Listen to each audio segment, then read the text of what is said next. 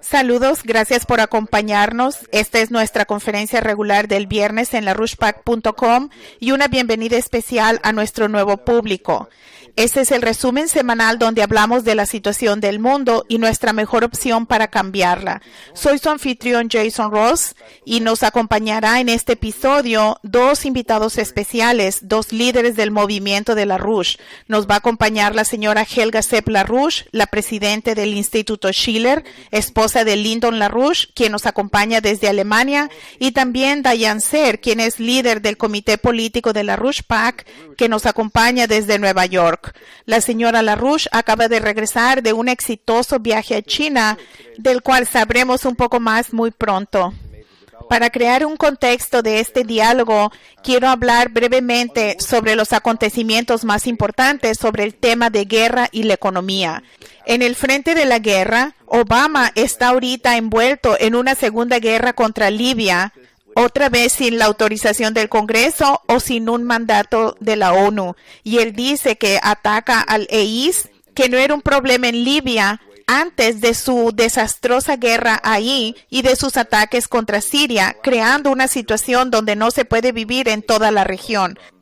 Mientras tanto, a medida que Rusia está colaborando con las Fuerzas Armadas sirias para volver a tomar control de la ciudad de Alepo, precisamente de este tipo de terroristas, esto es denunciado por los medios de comunicación en el occidente como una intromisión rusa para apoyar el régimen de Assad, como ellos dicen, en Siria, y es parte de una orientación más amplia para tener una guerra con Rusia y evitar que se consolide un nuevo paradigma en el mundo. Como hemos visto con la publicación reciente de las 28 páginas de la investigación conjunta del Congreso sobre el 11 de septiembre, el gobierno de Bush y de Obama han encubierto por más de una década y media la participación de Arabia Saudita en el 11S, el respaldo saudita del ataque.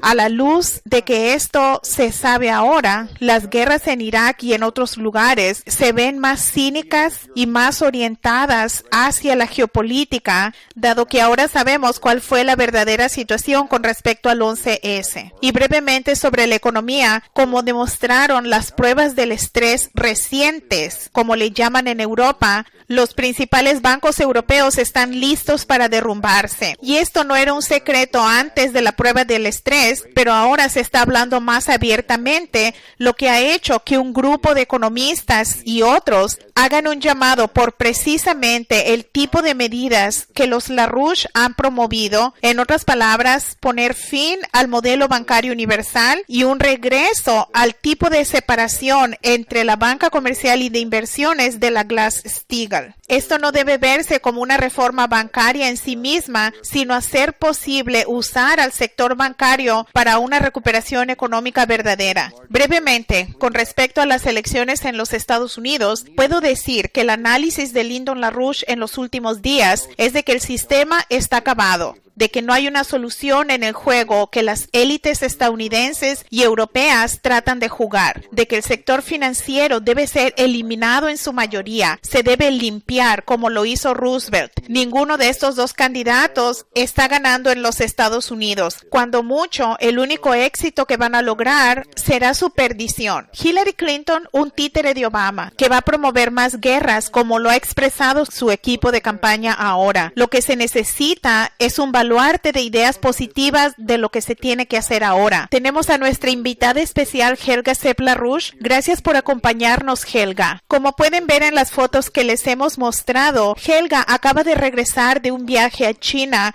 donde participó en el proceso del grupo de los 20 de este año, específicamente con su participación en la cumbre del T20, del Think 20, que se llevó a cabo como un preludio a la cumbre de los jefes de Estado del Grupo de los 20 a principios de septiembre. Como puedes ver, Helga fue una de las panelistas en este foro de discusión. En tu discurso ahí, Helga, tú indicaste que el Grupo de los 20 es la combinación de naciones más poderosa del planeta y que es un foro apropiado y único para hablar sobre los desafíos existenciales que enfrenta la civilización. Tú hiciste un llamado para que el mundo establezca un nuevo paradigma que puede sentar las bases para los próximos 100 años de la especie humana y más allá. E indicaste que la nueva ruta de la seda dirigida por China es una expresión de esta visión y que esto sea acompañado de proyectos que tengan un impacto óptimo en los poderes cognitivos de la población de los países respectivos para facilitar lo mayor posible el aumento de la productividad de la economía mundial, tal como los programas de emergencia para el desarrollo de la energía de fusión nuclear. Helga, ¿podrías decirnos sobre tu participación en el foro del T20 y las respuestas de otros a tus iniciativas? La próxima reunión del Grupo de los 20 a principios de septiembre va a ser patrocinada por China y se llevará a cabo en Hangzhou y sucede en un momento extremadamente importante.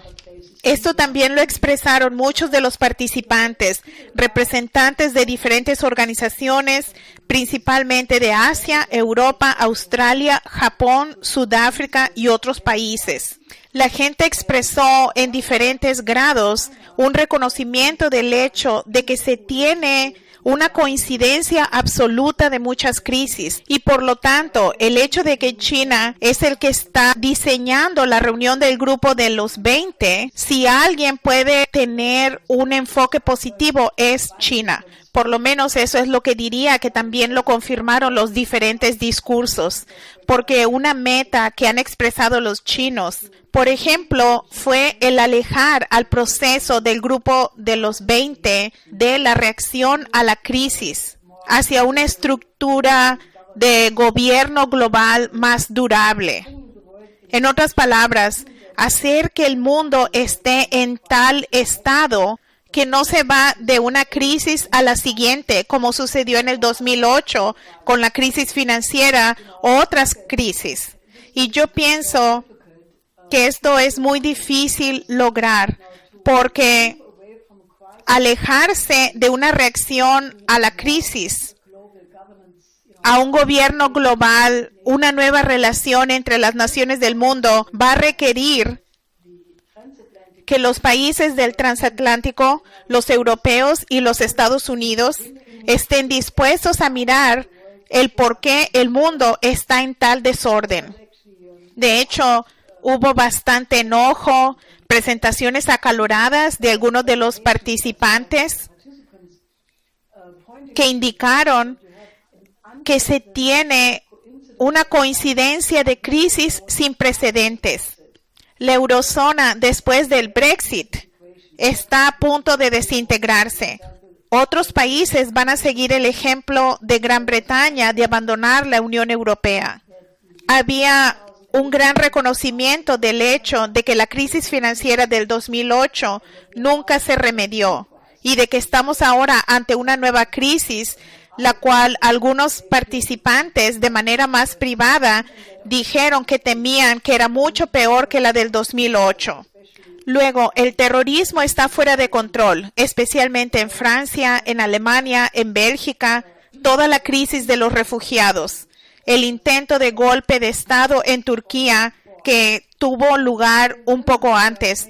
En general, hubo mucha gente que expresó una total indignación o una preocupación sobre el hecho de que hay un muy fuerte movimiento en contra de la globalización y el surgimiento de movimientos populistas y estaban muy enojados. Dijeron que esto estaba poniendo en duda todo por lo que estaban trabajando. Pero lo que yo pensé, lo más impactante, es que estos mismos oradores que expresaron un enojo sobre todo esto, no tenían la capacidad de hacer el análisis correcto y el diagnóstico de por qué el orden mundial está completamente destruido y no hay orden. Y aunque la gente reaccionaba a todos estos fenómenos, no había, por lo menos por parte de la mayoría de los europeos y la mayoría de los asiáticos, aparte de, digamos, los chinos, el interés de investigar cuáles son los supuestos equivocados, las creencias equivocadas. Si ni siquiera se hace la pregunta de por qué tenemos esta acumulación de crisis, entonces naturalmente no pueden tener decisiones y no pueden llegar a la perspectiva correcta de la solución. Y yo pienso que los chinos dijeron muchas cosas que eran muy útiles. Por ejemplo, pusieron mucho énfasis en que debemos hacer que la economía del mundo esté en base a la innovación, que todo mundo debe unirse a los frutos de la innovación como la única base del desarrollo sustentable. Pero los chinos le dieron a esta palabra un nuevo significado y que nadie debe ser abandonado y que también los países en desarrollo deben tener acceso inmediato a los frutos de la innovación. Esto naturalmente es un buen enfoque que, sin embargo, no pienso que lo comparten todos los participantes de Europa o potencialmente inclusive los Estados Unidos. Así que yo pienso que fue una reunión muy importante. Hay cierta esperanza porque pienso que China tiene un sentido claro de que se necesita un nuevo paradigma, pero todo verdaderamente depende en la voluntad de los europeos de estar a tiempo de reflejar por qué la Unión Europea está desintegrándose, por qué tenemos todos estos problemas, incluyendo la deuda impagable. Y se habló mucho sobre la crisis financiera italiana. Los europeos estarán dispuestos a corregir su perspectiva equivocada. No vi mucho de esto en esta reunión, pero vamos a ver.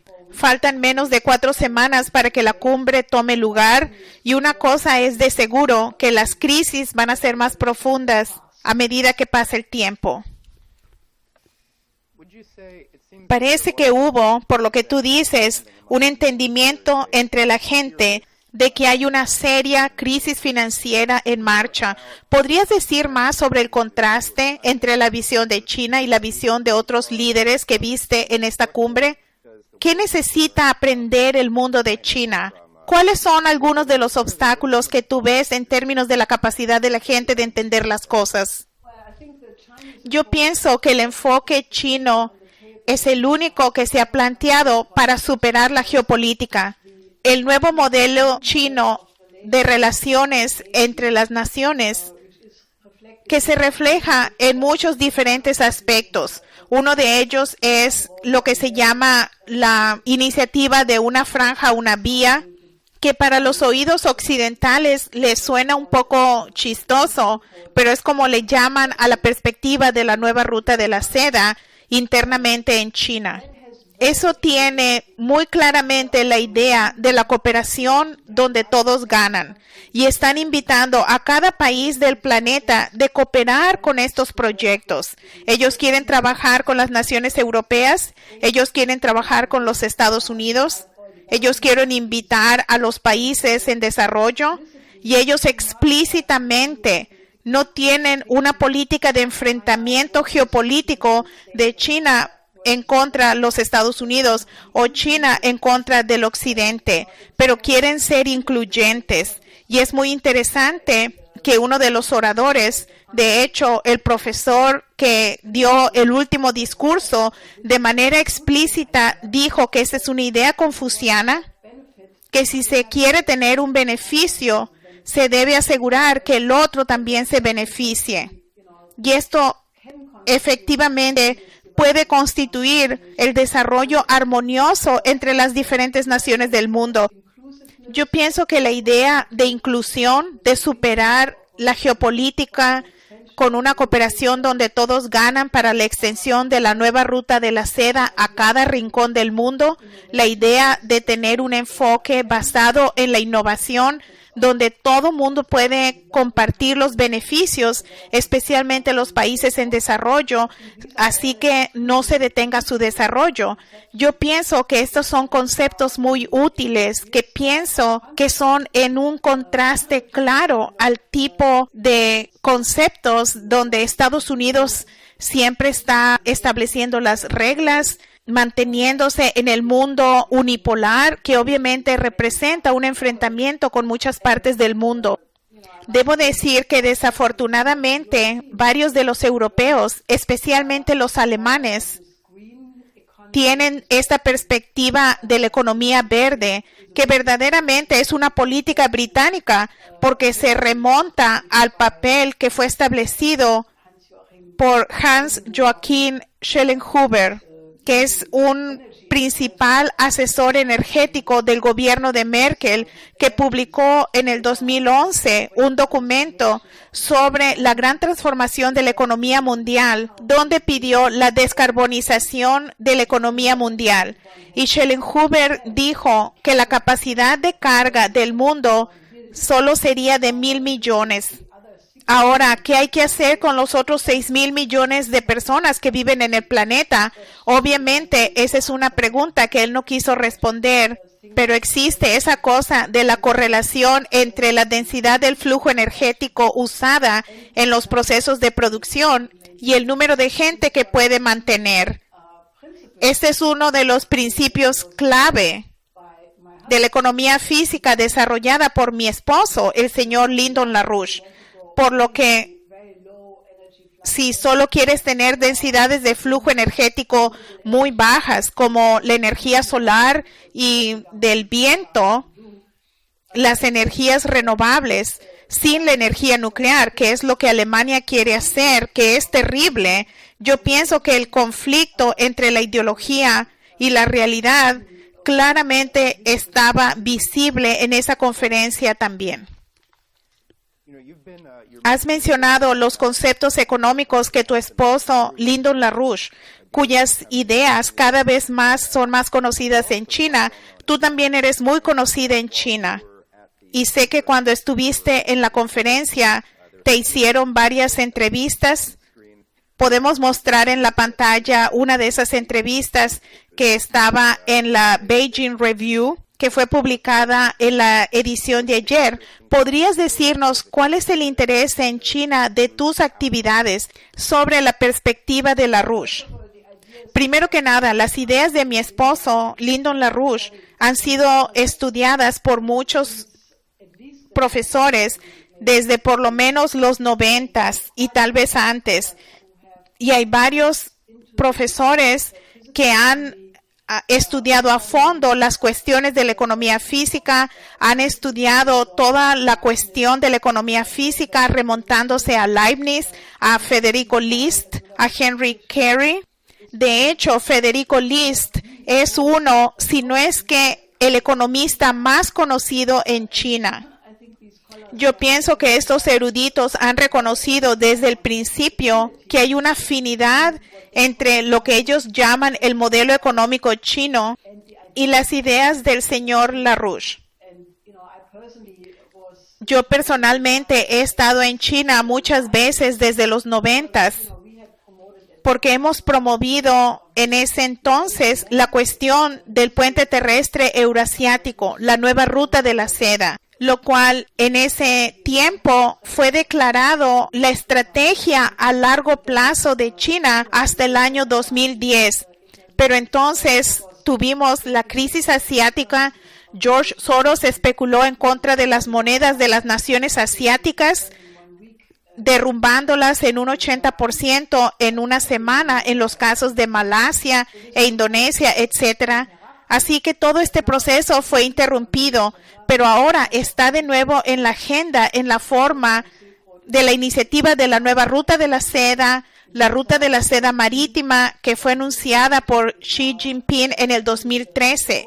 Esta iniciativa es ahora la política más dinámica en todo el planeta, porque más de 70 países se han unido en diferentes proyectos de infraestructura de cooperación de alta tecnología. Y se espera que para el final del año, cerca de 100 naciones van a cooperar con este nuevo modelo económico, que no es solo la infraestructura, investigación y desarrollo, proyectos de alta tecnología, pero también ha desarrollado todo un sistema bancario paralelo en la forma del BAII, el Banco Asiático de Inversión a la Infraestructura, el nuevo Banco de Desarrollo del BRICS, el Fondo de la Ruta de la Seda, el Fondo de la Ruta de la Seda Marítima y todas estas instituciones bancarias obviamente funcionan completamente de manera diferente. No están orientadas hacia la economía de casino, están orientadas hacia el financiamiento de infraestructura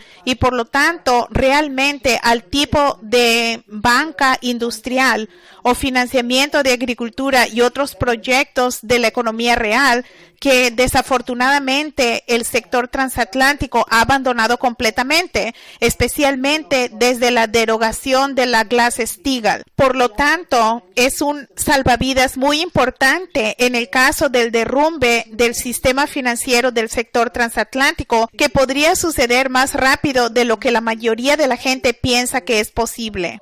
Las buenas noticias es que tenemos este paralelo, o como los chinos dirían, este sistema bancario complementario. Así que no estamos totalmente sin esperanza de que los europeos y los Estados Unidos podrían unirse a este sistema. Si el que no es sostenible, el sistema actual se vuelve obvio, lo cual podría suceder en cualquier momento. Es interesante que mientras los alemanes traen esta mortal ideología verde a China, al mismo tiempo que estuviste en China, hubo una conferencia en Hannover conmemorando el 300 aniversario de la muerte del gran pensador alemán Gottfried Leibniz y participaron varios investigadores chinos y algunos de los temas eran la relación entre el confucianismo y la perspectiva de Leibniz en los asuntos mundiales. El tema de la conferencia en general, declarada por uno de los oradores originarios de China, fue sobre cómo la preocupación del otro es una perspectiva necesaria que hay que tener en la vida. Déjame hacer una pregunta más sobre el grupo de los 20 y después quiero preguntarte sobre el Deutsche Bank. ¿Tú ves que este tipo de foro puede ser efectivo en hacer que estas políticas se vuelvan una realidad? En otras palabras, ¿es el grupo de los 20 el tipo de discusión que puede avanzar en lograr que estas políticas se implementen? No lo sé. Como dije, es la organización con las naciones más poderosas. Naturalmente, también hay algunos representantes de los países más pequeños que expresaron que no sentían que estaban representados en esta combinación del grupo de los 20. Y todavía es una gran pregunta. Yo pienso que los chinos tienen las mejores intenciones de crear un nuevo paradigma, de abordar las cuestiones desde el punto de vista de que la humanidad avance a una nueva era en el momento de más peligro. Pero yo no sé si este formato será adecuado para lograr esto, dado el hecho de que es una cosa tener buenas cumbres y obviamente es importante tenerlas, pero la cuestión real se decide en lo que sucede con la crisis financiera.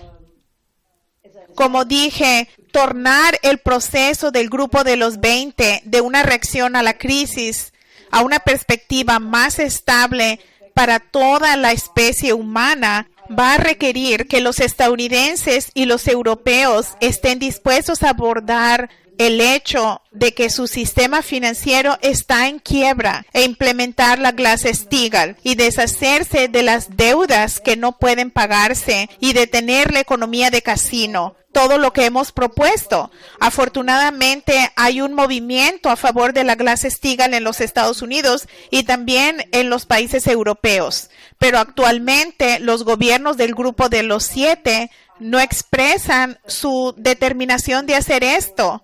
Así que eso va a crear un verdadero conflicto.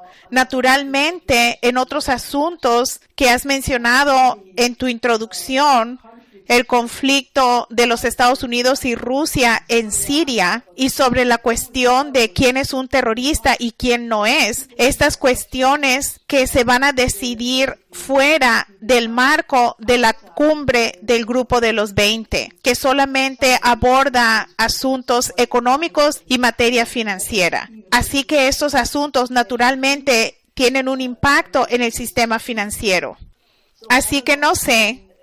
Pienso que sería muy importante movilizar a las poblaciones de Europa y de los Estados Unidos para que reconozcan de que tenemos que entrar a un nuevo paradigma de cooperación internacional.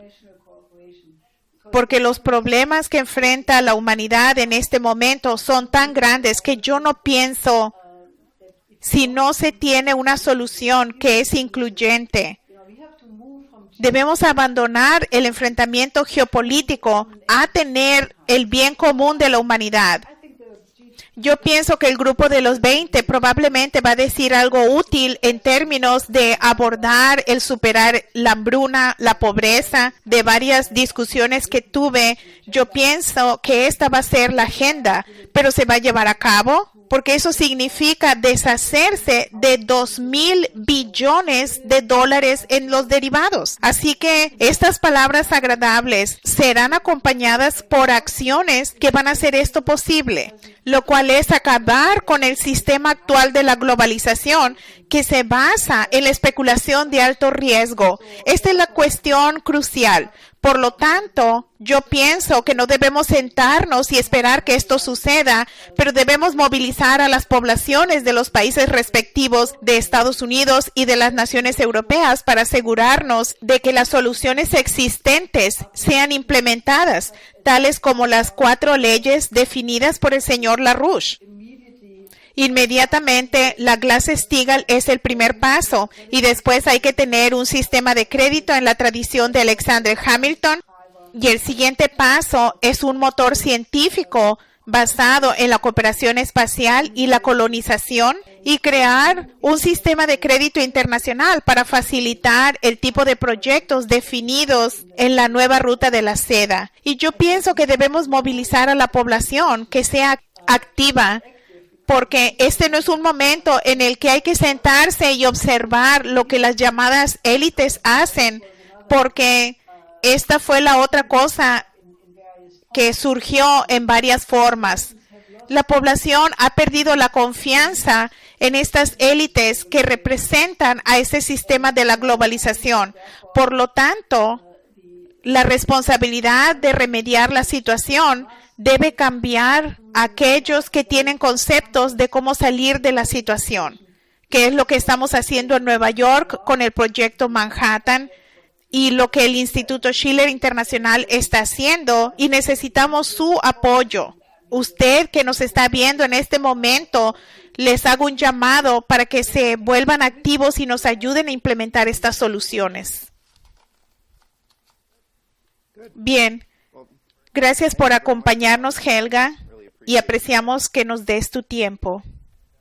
Ahora vamos a escuchar de Diane Serre, líder del Comité Político de LaRouche PAC y fundadora del Coro de la Comunidad de la Ciudad de Nueva York del Instituto Schiller.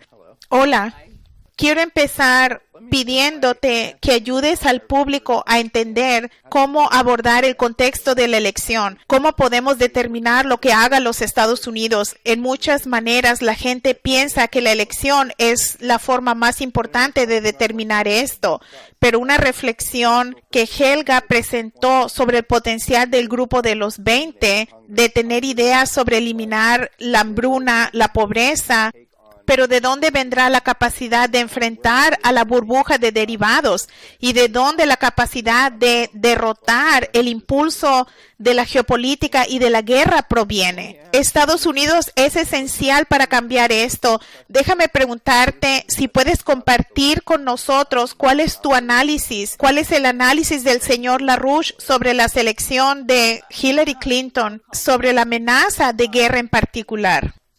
Bueno, la llamada elección es verdaderamente un fraude.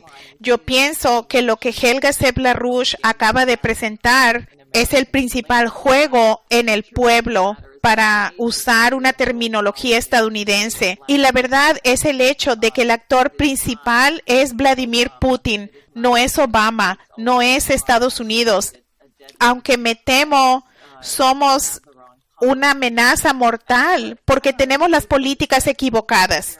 Y hemos estado hablando recientemente aquí en Manhattan, porque Manhattan es el centro en un sentido de este proceso electoral. Tanto Hillary Clinton y Donald Trump están basados en esta zona. Ambos son individuos muy destructivos. Y los estadounidenses simplemente no deben caer en la trampa de alguna manera pensar que tienen que escoger entre uno y el otro. De hecho, escuchamos recientemente que solo 9% del pueblo de los Estados Unidos ha votado por uno o el otro. Así que 91% de la población cuyo voto no ha sido para uno u otro. Eso en sí mismo no es suficiente. Tenemos que identificar actualmente la raíz de la maldad y debemos plantear las soluciones. Bien, las 4 leyes es algo de lo que hemos hablado en esta conferencia hoy. La historia no solamente se basa en cosas opuestas. A mediados del 2014, LaRouche emitió el documento político sobre las 4 leyes para salvar a los Estados Unidos ahora. Quiero leer la sección final de este documento y pedirte que comentes al respecto. LaRouche concluye, el progreso de la humanidad que se mide de manera simple como una especie, se expresa de manera típica en elevar el poder del principio de la vida humana por encima de las capacidades de la vida animal en general, y una relativamente superioridad absoluta sobre los poderes de los procesos no vivientes para lograr dentro de la intervención evolutiva de la humanidad ese efecto deseado. Él dice, ese progreso existe solo bajo un aumento continuo, progresivo de los poderes productivos y relacionados de la especie humana. Ese progreso define la distinción absoluta de la especie humana con todas las otras especies conocidas. Un gobierno del pueblo basado en una política de cero crecimiento de la población y el estándar per cápita de la vida humana es una abominación moral y práctica. Él concluye diciendo que la economía de la fusión es actualmente el siguiente paso urgente y el estándar del logro del hombre del poder dentro del sistema solar y más allá. Y así es como él concluye este documento, el cual empieza con los pasos necesarios: la Glass-Steagall, la Banca Nacional, el crédito federal y un compromiso al motor de la fusión. Y él pone todo en el contexto de lo que significa el valor económico para la especie humana. Y me preguntaba, Diane, ¿podrías decir más? Yo creo que la clave es Alexander Hamilton y el entenderlo. Y Lyndon LaRouche, yo pienso que el público debería de saber que es un gran científico y un pensador que ha hecho grandes contribuciones en este campo, específicamente con relación a la creatividad humana y generar las condiciones donde una población que crece cada vez más puede tener un mejor estándar de vida de una generación a la siguiente. Lo que ellos entendieron es que la fuente de la riqueza no es dinero, no es la propiedad y no es ni siquiera el trabajo. No somos animales. La fuente de la riqueza es el potencial de hacer un descubrimiento creativo que existe en la mente de cada individuo, que transforma nuestra relación con el universo y nuestro poder sobre el universo, para que cualquier sociedad pueda ser justa. Y yo pienso que la importancia de Leibniz y la relación de Leibniz a los creadores de nuestra Constitución, para que una nación sea justa, tiene que encarnar un compromiso a ese principio de la creatividad del ciudadano individual.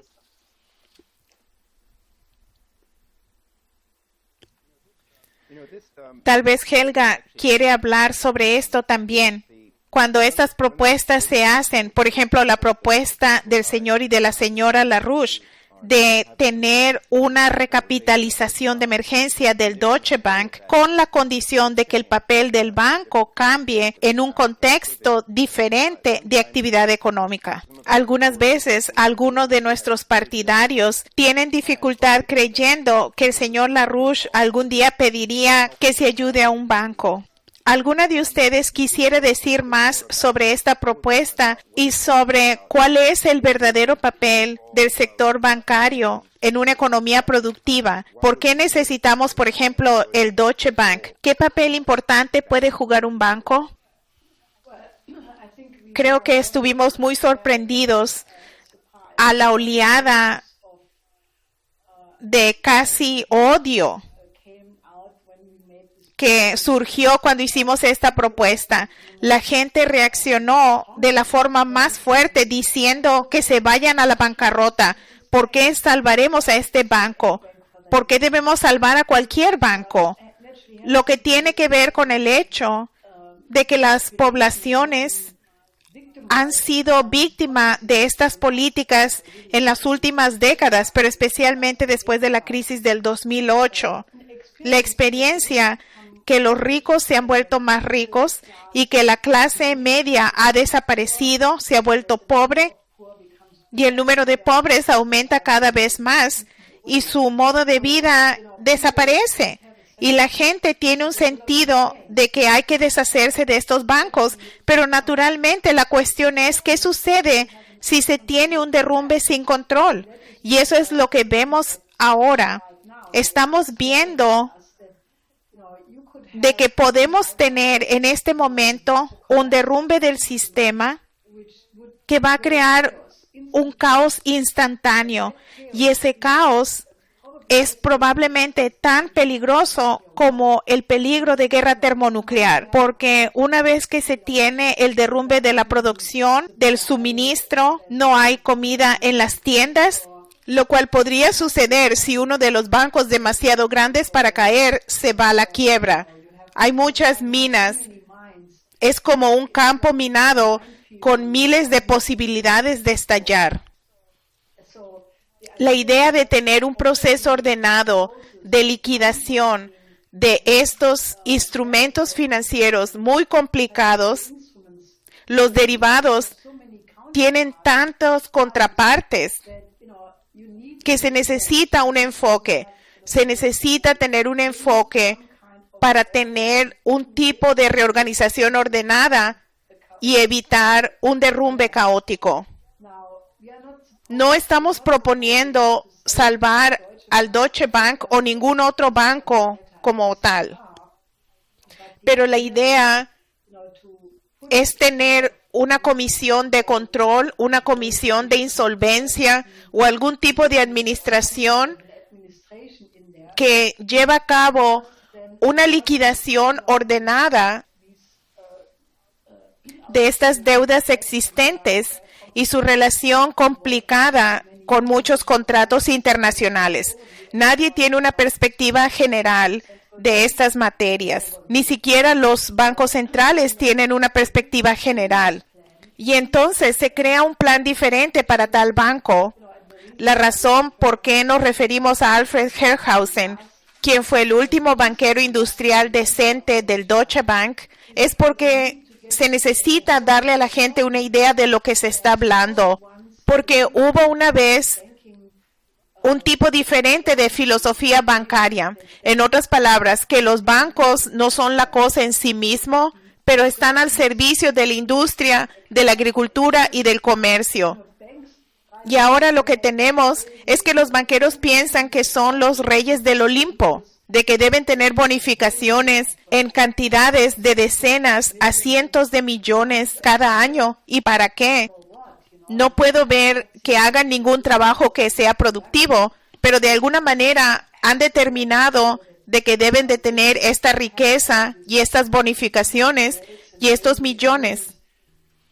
Y los efectos de sus políticas deben ser descartados. Pero hubo una vez la idea de la banca. En Alemania habían banqueros como Hermann Abs en el periodo de reconstrucción de posguerra, que contribuyó al milagro económico de Alemania en el periodo de posguerra, o Alfred Herrhausen, que tenía la idea de que la banca debe proveer por el bienestar de la gente, que la idea de dar crédito es promover la parte productiva de la economía y para fomentar las relaciones productivas entre las diferentes naciones. Y a eso debemos regresar. Pero la gente no tiene memoria. Hoy día la gente no tiene memoria de cómo era. Cómo fue la Corporación de Reconstrucción de Franklin Roosevelt, que fue exactamente tal mecanismo de que el Estado tiene cierto papel en fomentar las capacidades productivas del trabajo. Esta también fue la filosofía de la reconstrucción de Alemania después de la Segunda Guerra Mundial. Y Hermann Abs y Alfred Herrhausen son el tipo de banqueros que deben ser un modelo, porque la banca es necesaria. Se debe tener cierta distribución de líneas de crédito porque tenemos que reconstruir la economía real. Así que la idea de que se cierren bancos es un impulso que se comprende, pero no aborda el problema. Se debe reconstruir la economía, se debe tener un sistema de líneas de crédito que se otorgan al tipo de cosas en que se deben invertir si la economía va a estar en una buena forma. Se debe tener los principios físicos, se deben de tener la idea de que estas líneas de créditos deben aumentar la productividad de las capacidades industriales y el poder del trabajo. Tenemos un gran trabajo educativo que hacer porque la estupidez de la fuerza laboral como parte de la población en general ha sido tal factor crucial. Hay mucha gente que tal vez pueden escribir y leer las caricaturas, pero son analfabetos funcionales desde el punto de vista de comprender el texto difícil o los conceptos físicos difíciles de la economía. Hay muchos jóvenes que desde el punto de vista de la industria no se les puede emplear para nada. Lo que se necesita es un tipo de enfoque como el Cuerpo de Conservación Civil de Franklin Roosevelt. Se deben tener programas de entrenamiento. Se debe de aumentar la creatividad en la población que los hace querer conocer nuevas cosas, ser parte de una economía basada en la innovación, que es por lo cual yo enfatizo a los chinos. Afortunadamente, ellos tienen esta idea.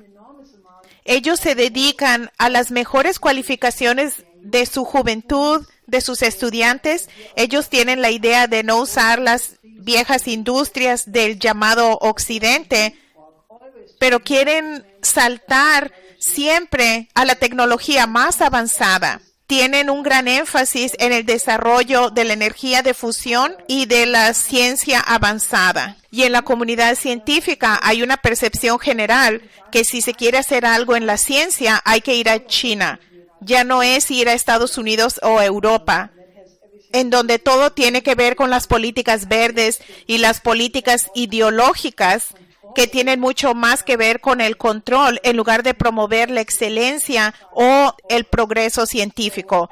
Yo pienso que la idea de regresar al paradigma de Alfred Herrhausen es un artefacto pedagógico mucho mejor porque hay que hacer que la gente comprenda que la banca es necesaria, pero debe basarse en un principio completamente diferente. Continuando con lo que Helga dijo en términos de las elecciones estadounidenses y el odio de la gente a Hillary Clinton, que es similar a su odio contra los bancos fracasados, pero en el caso de Hillary están más correctos de lo que se darán cuenta. Y tuvimos aquí, como la gente sabe, la convención del Partido Demócrata, donde incluso con la cobertura limitada que vimos, se podía ver un gran número de personas con el ceño fruncido que tenían pancartas en contra de la guerra y había un gran odio a Hillary Clinton. La gente la ve correctamente como un títere de Wall Street, como ella se identificó el año pasado, cuando uno de mis colegas, Daniel Burke, le hizo la pregunta en una reunión de si apoyaba el restablecimiento de la Glass-Steagall y ella no quiso contestar. Y el señor LaRouche dijo que esto era el principio de su desintegración, aunque no fue el principio de ella convertirse en un títere, de vender su alma al diablo, por así decirlo, con su decisión para trabajar con Obama. Y yo quiero abordar esto porque no hay una diferencia entre alguien que respaldaría los rescates, estos rescates criminales y las bonificaciones de las que Helga habló, de estos banqueros, estos especuladores que han destruido a toda la economía del transatlántico y los niveles de vida de la población, pero también aquellos que respaldan y promueven la guerra.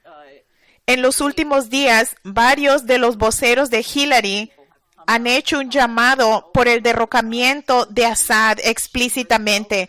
Ella misma comentó que sabe que es un hecho que Vladimir Putin de alguna manera está detrás de hackear los correos electrónicos del Comité Nacional Demócrata. ¿Cómo conoce eso? ¿Cuál evidencia tiene? No tengo idea. Ella no la ha presentado. Y hay un editorial en el New York Times hoy día con el título Espías por Hillary, escrito por Michael Morell, que se describe como un operativo de la CIA con una carrera de 33 años y de hecho él fue el subdirector durante los ataques del 11 de septiembre.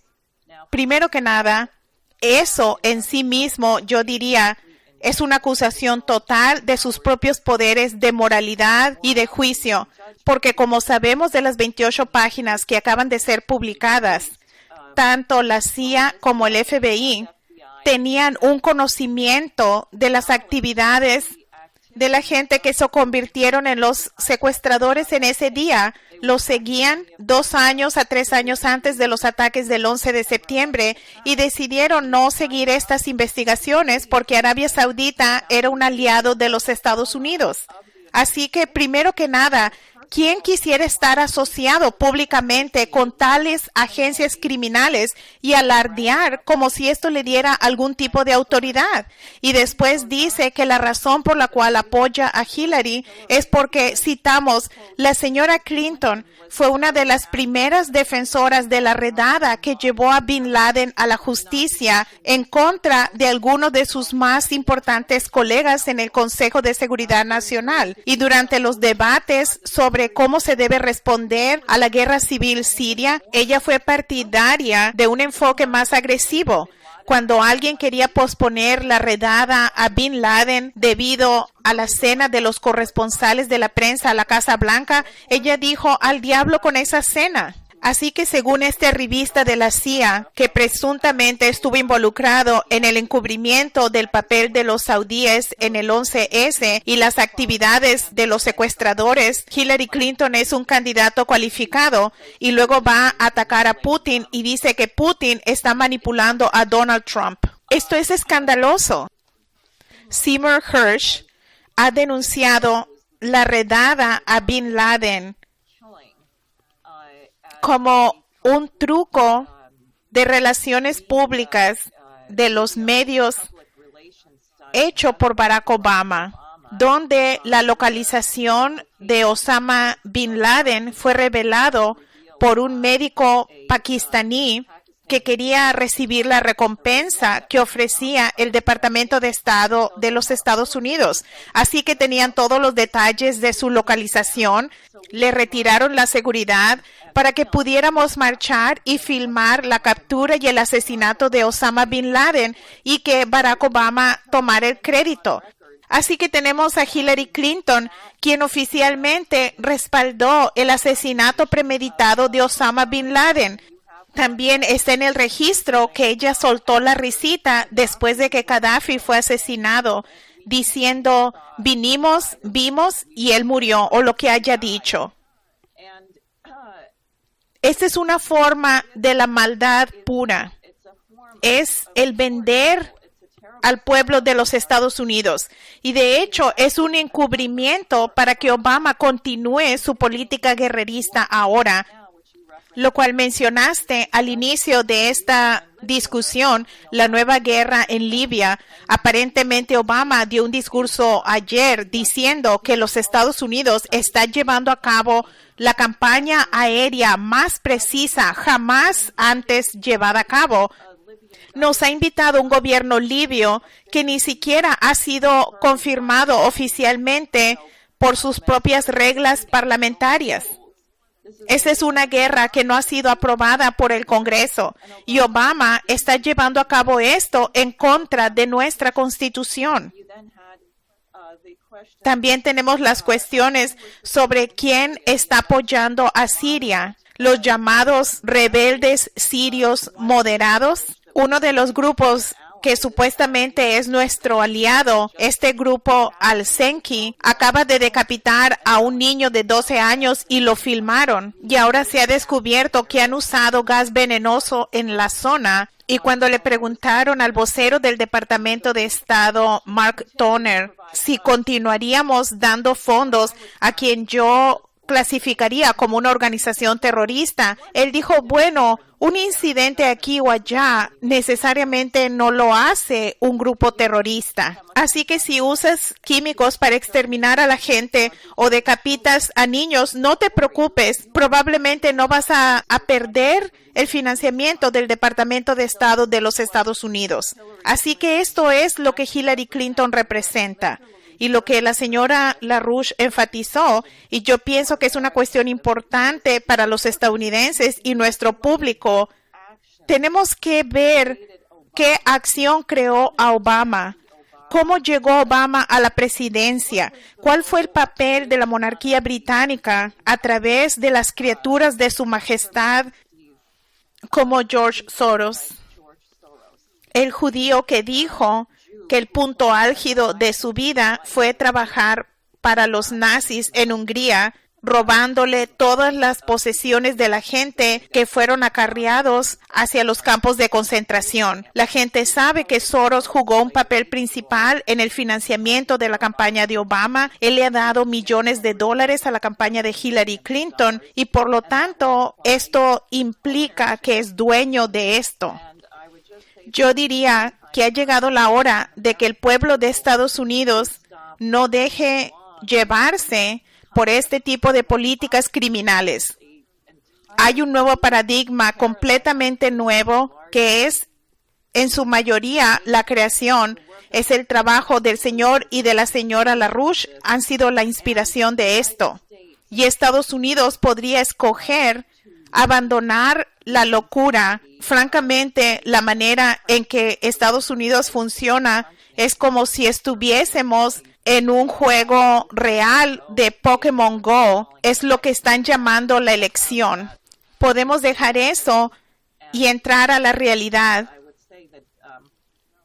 Y yo diría que la gente debe saber que en los próximos días vamos a tener una campaña en Manhattan y vamos a producir varias miles de copias de una declaración que va a documentar los antecedentes criminales de Hillary Clinton y su compromiso con una guerra en contra de Rusia y de China. Y creo que va a tener un impacto aquí y este material estará disponible en la página de LaRouche PAC muy pronto.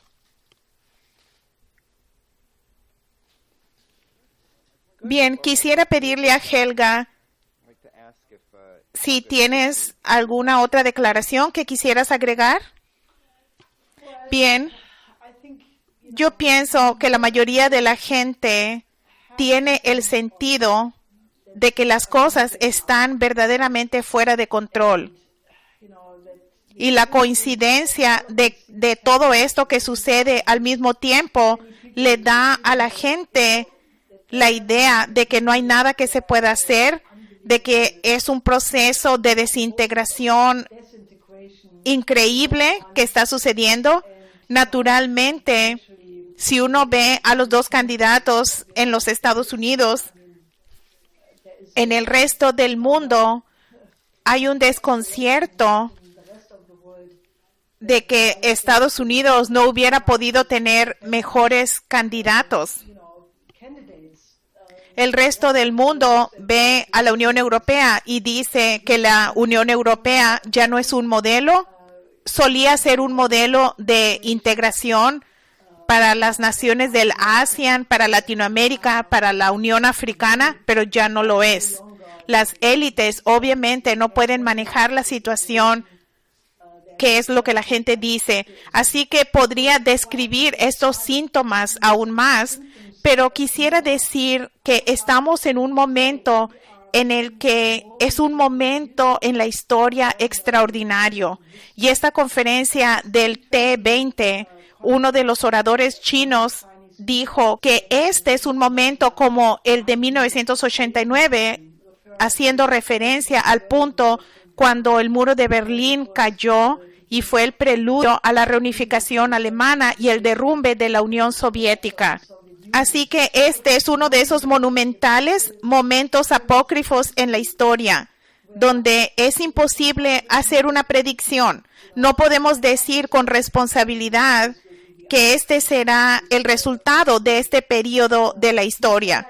Todo lo que les puedo decir, y Jason mencionó a Leibniz, quien fue una influencia importante en la Revolución Estadounidense, en la Declaración de la Independencia. Toda esta idea de la búsqueda de la felicidad se remonta a Leibniz.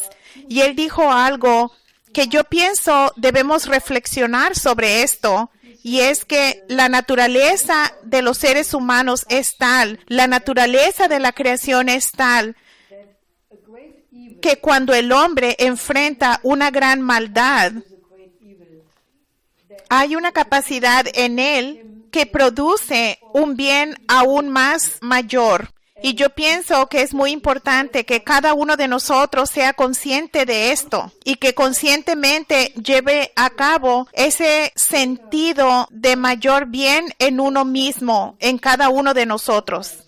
Porque yo tengo la certeza absoluta de que las soluciones existen y no es una razón para estar desesperados. Porque sería relativamente fácil implementar la Glass-Steagall. Tiene que pasar de la formulación de Glass-Steagall en la plataforma de los partidos demócrata y republicano y que se haga realidad y hacer una reforma similar en Europa y luego hacer que Estados Unidos y Europa se unan con el sistema económico paralelo que yo describí antes, con el BAII y el nuevo Banco de Desarrollo, etcétera, y avanzar a un nuevo paradigma. Hacer lo que Franklin Roosevelt hizo con el nuevo pacto, con la Corporación Financiera de Reconstrucción, con la reconstrucción de la economía en los 30, todo se puede hacer ahora. Así que no es que no haya soluciones. Tenemos la perspectiva clara y tenemos a todas estas naciones trabajando juntas en diferentes grados en esta perspectiva donde todos ganan para una nueva ruta de la seda. Así que todo depende del factor subjetivo, porque no es que tengamos una crisis de derrumbe objetivo. Tenemos eso, pero si las soluciones que existen se implementan a tiempo, realmente depende en la cualidad moral de la población, especialmente en los Estados Unidos y en Europa. Y dado que creo que hay esta capacidad para el bien en los seres humanos, les hago un llamado para invocar eso en ustedes. No se sienten como espectadores mirando la historia.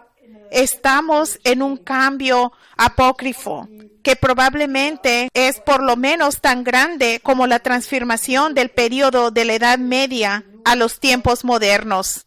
Debemos dejar atrás esta época que se derrumba y reemplazarla con un nuevo paradigma que es merecedor de la dignidad del hombre y es el verdadero carácter de los seres humanos de ser potencialmente bellos, de ser creativo, de ser amorosos.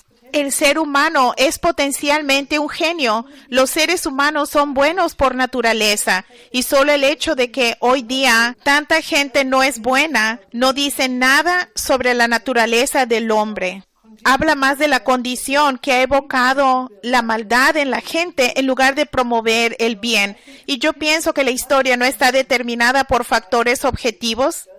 No tenemos lo que los comunistas llamaban el histomat, el materialismo histórico, o el diamat, el materialismo dialéctico. Yo pienso que el factor subjetivo en la historia es mucho más importante y muchas veces la determina.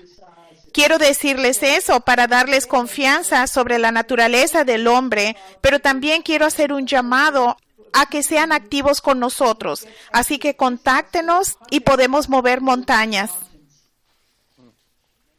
Hay muchas oportunidades para hacer el bien ahora. Gracias por acompañarnos. Gracias a ustedes, el público, para enterarse más sobre estas cosas. Las 4 leyes para salvar a los Estados Unidos ahora, el documento de LaRouche que mostramos durante la videoconferencia, se encuentra con un enlace en la descripción del video. Por favor, suscríbase a este canal si no lo ha hecho ya. Póngale like al video. Si tienen preguntas o comentarios, háganlos y hagan una contribución a la Rush PAC. Dependemos totalmente del apoyo de individuos como usted para financiar nuestras operaciones y lograr esta victoria. Así que ayúdennos a ganar esto. Gracias por acompañarnos.